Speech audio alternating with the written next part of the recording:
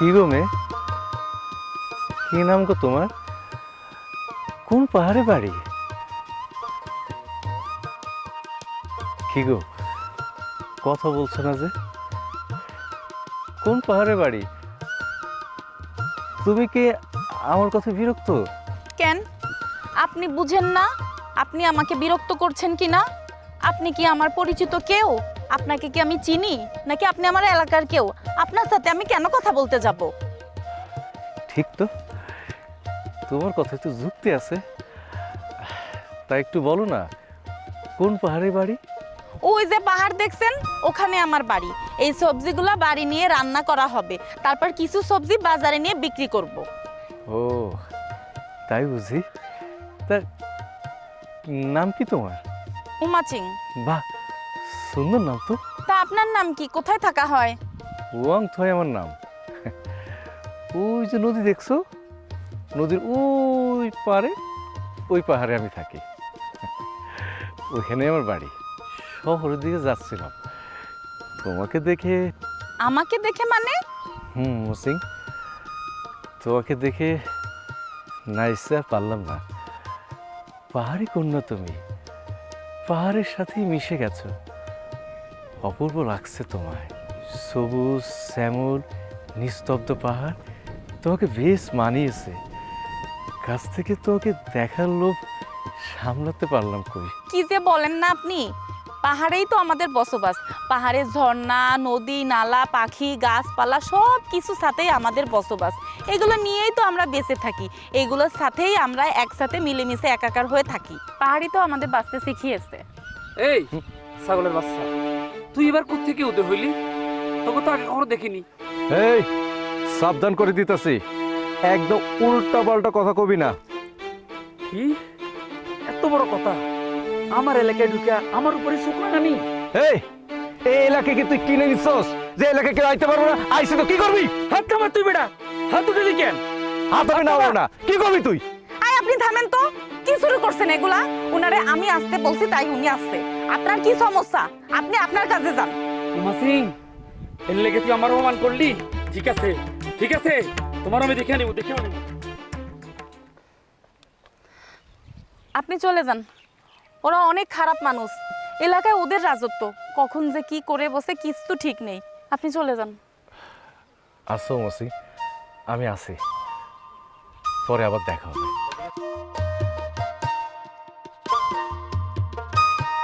ঠিক আছে, আবার আইছেন। আচ্ছা।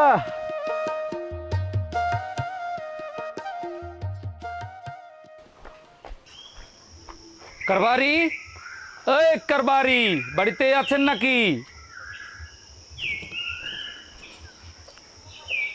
আরে কিরে জরিমং, চিল্লাচিল্লি করতেছ কেন? তুই অনেকদিন পর আইলি, তোর সবকিছু ভালো আছে তো?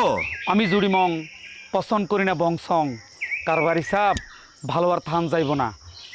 আমগো এলাকায় ভূত ঢুকে পড়ছে, ভূত। আমগো মহল্লা ভূত ঢুকে পড়ছে মানে কি? এই একটু খোলাসা করে বলতো কি হয়েছে? ওই যে অংশলহার মাইয়াও মাসিং আছে না, সে আমগো সমাজের বাইরে একখান পোলা তার লোকে ফুস্তি লুষ্টি শুরু করে দিছে।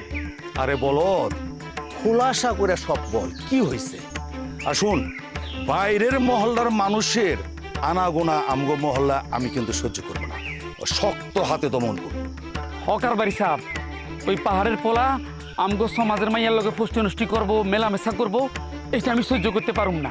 আচ্ছা শুন, তুই এক কাজ কর, ওই পোলাটা যদি আবার কোনোদিন আমগো মহল্লায় আসে, তুই ওরে ধরে ফেলাবি, দইরা হাত পা বাইন দেয়া ওই তেতুর কাছে চলে রাখবি, তারপর তুই আমার খবর দিবি, ঠিক আছে? ঠিক আছে কারবারি সাহ, আমার সামনে পড়লে তার আমি বাইন্ধে লইয়াম। আর উমা চিংড়ে আমি কিন্তু উচিত শিক্ষা দিমু। কি হয়েছে বাবা? কারে বাইন্ধা দিতে বলতেছে? মা তুই ছোট মানুষ আছে, তুই ঘরে যা, তুই এসব বুঝবি না, যা যা যা যা, ঘরে যা ঘরে যা। হ্যাঁ বাবা, আমি ঘরের মধ্যে থেকে সব শুনছি। মেচিং দিদি খুব ভালো মানুষ, উনি শাকসবজি উৎপাদন করে থাকে। তাকে দেখে অনেকেই ফলমূল শাকসবজি উৎপাদন করে বিক্রি করে টাকাও পাচ্ছে। সে তো ভালো কথা। আচ্ছা তুমি পোলাপান মানুষ আছো, তোমার এগুলি বোঝার দরকার নাই। সে উমাচিং দিদিকে নিয়ে যেন আর আজে বাজে কথা না বলে। শোনো বাবা, তোমার ওই চামচা জুরি মং, সেদিন আমার দিকে খুব বাজেভাবে তাকাইছিল, আমার পর্দা আলগায় ধরছিল। সে সাইধা সাইধা কথা বলে, সে কি ভালো মানুষ? কারবারি সাহেব, আরে কি কথা কইলো? সব মিছা কথা, সব মিছা কথা। হ্যাঁ, আমার মেয়ে মিথ্যা কথা কইতাছে। জুরিমং, তুই যদি আর কোনোদিন আমার মেয়ের দিকে ওই খারাপ নজরে তাকাইছস, তাহলে আমি তোর দুইটা চোখ উপরে নেব। কারবারি সাহেব, আমি কিন্তু কিছু বলি নাই, ও সব মিছা কথা কইছে। যান, আপনি যান, আপনি এখান থেকে যান, আপনার সব কুকীর্তি আমি ফাঁস করে দিব। গেলাম। মারে, তুই একটা কাজ কর, তুই আমার সব কিছু ঠিক করে দে, আমি গঞ্জে যাব। আর তোর মা একা আছে, তাকে তুই সাহায্য করবি, ঠিক আছে? ঠিক আছে যা বাবা। যা, মাথা গরম হয়ে গেছে।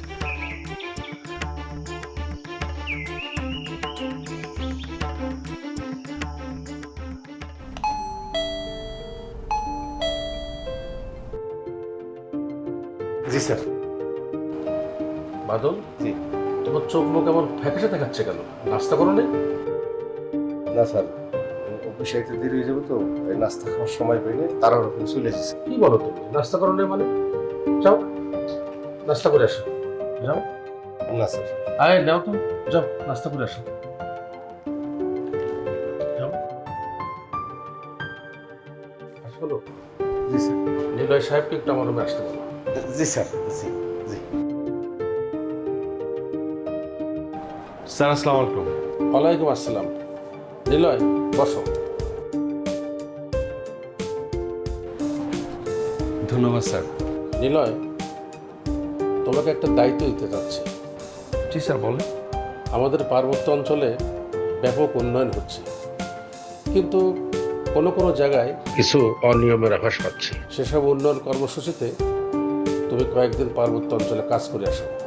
যদিও আমাদের কার্যক্রম আগে থেকে চলমান, তারপরও তুমি গিয়ে এটাকে ত্বরান্বিত করার জন্য কিছুদিন দেখভাল করে আসো।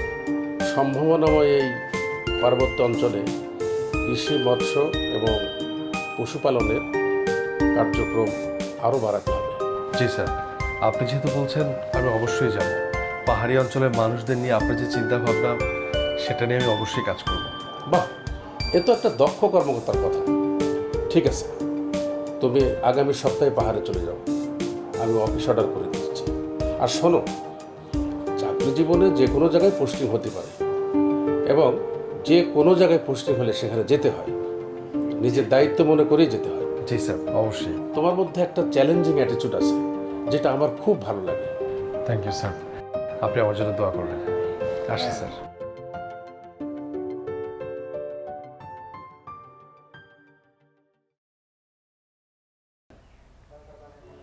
কি রে, মনে হচ্ছে টেনশনে আছিস?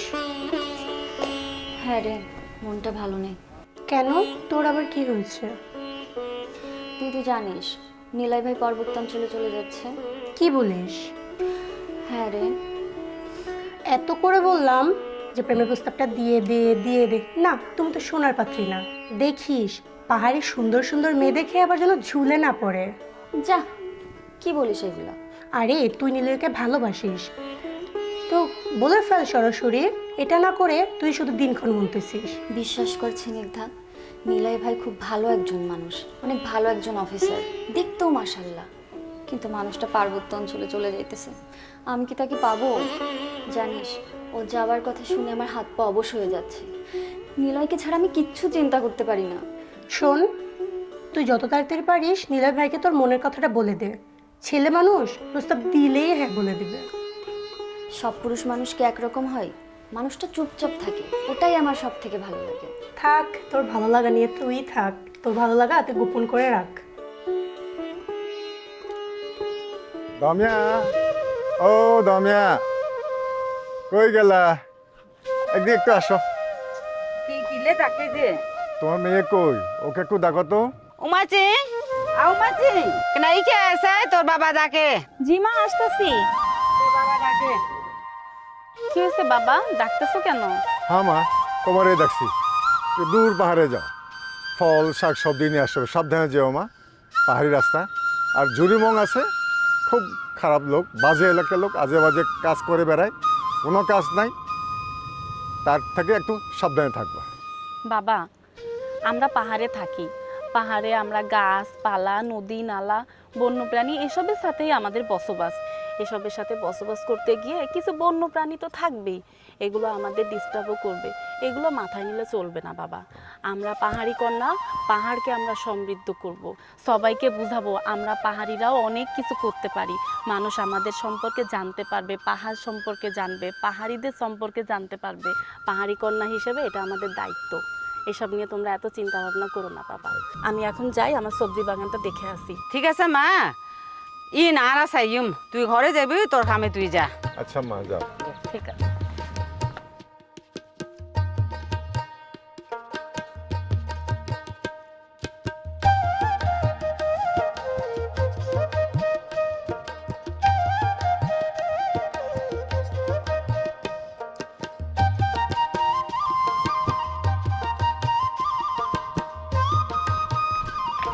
কিরে পাহাড়ে কন্যা, আমার প্রাণপ্রিয় বান্ধবী। নে আর ঢং করিস না, কইছিলে এতদিন? গেছিলাম ঢাকায় মামার বাসায়, অনেক দিন থাকলাম। তাই তো দেখতেছি, তোর কোনো খোঁজ খবর নাই কেন? তা বান্ধবী, তুই পাহাড়ি মেয়ে হয়ে সমতলে গিয়ে এতদিন থাকলি কিভাবে? হরে বান্ধবী, আমার মনটা পয়রা থাকতো পাহাড়ের মধ্যে।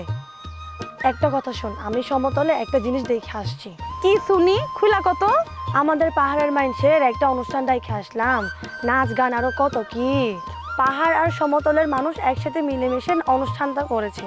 বলতে পারিস পাহাড় আর সমতলের মানুষের একটা মিলন মেলা হচ্ছে। বেশ ভালো তো, আমরা পাহাড়িরা আর সমতলরা একসাথে মিলেমিশে আমাদের প্রাণের বাংলাদেশ গড়ে তুলবো। হরে বান্ধবী, মনটা ভয়রা আমরা পাহাড়ের উন্নয়ন করব। ঠিক আছে, চল আমার খেতে নিয়ে তোকে সবজি বাগান দেখাবো। দেখবি আমার সবজি বাগানে কত সুন্দর সবজি হয়েছে, তোকে সবজি দিব। হ্যাঁ চল চল চল, তোর সাথে অনেকদিন কত গল্প হয় নাই, তোর সবজিও দেখা হয়ে যাবে, গল্পও হয়ে যাবে। হ্যাঁ চল। আমার সবজি বাগান দেখলে তোর মন ভরে যাবে, অনেক সুন্দর হয়েছে। আমি এবার অনেক লাভবান হয়েছি।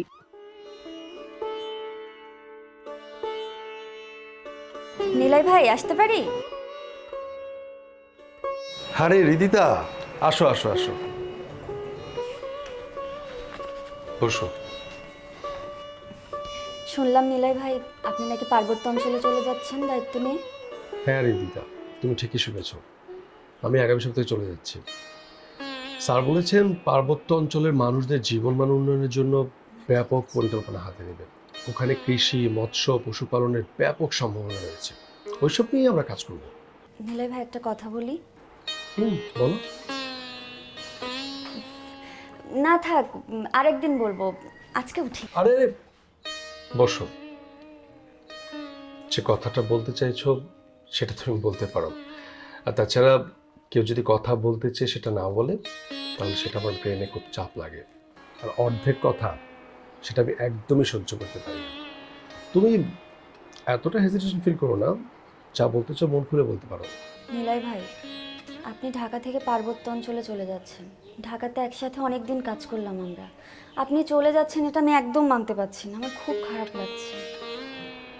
হ্যাঁ, আমিও বুঝতে পারছি, তোমাদেরকে ছেড়ে যেতে আমারও খুব খারাপ লাগছে, কিন্তু কি করব, চাকরি যেহেতু করি, চাকরির সুবাদে তো অনেক জায়গায় যেতে হবে, তাই না? তাছাড়া স্যার যেহেতু চাচ্ছেন, সেখানে তো আর বলার কিছুই নেই। আচ্ছা নিলয় ভাই, পার্বত্য অঞ্চলে গিয়ে আমাদেরকে ভুলে যাবেন না তো? আরে না না, কি যে বলো, একসাথে কতদিন কাজ করলাম, চাইলে কি তোমাদেরকে ভুলে যাওয়া যাবে? বিশ্বাস করেন নিলয় ভাই, আমি না মনের অজান্তে কখন আপনাকে। তোমার পোলাদার বাড়াবাড়ি আমি কিন্তু সহ্য করতে পারছি না। কি হয়েছে? দাঁড়াও মাসিং, দাঁড়াও। নিলয়, তুমি কি পাহাড়ি অঞ্চলে যাওয়ার জন্য মেন্টালি প্রিপেয়ার্ড? জি sir. Good, very good. Niloy ভাই চলে যাওয়ার পর থেকে আমার কিচ্ছু ভালো লাগছে না। আমার তো রাতে ঘুম হয় না, কত কিছু করি আমি, আর সাথে ওই ডাইনিটা তো আছেই। ডাইনি? ডাইনি আবার কে? শোনং তুই, আমি কিন্তু তোর বড় ভাইয়ের মতন। তো কি হয়েছে? কইতে তো চাই অনেক কথাই, তুই সেদিনকে পথের মধ্যে আমার অপমান করছিলি কেন? তোর মতো লম্পট, বিয়াদব, চরিত্রহীন মানুষের সাথে কেউ ভালো ব্যবহার করবো?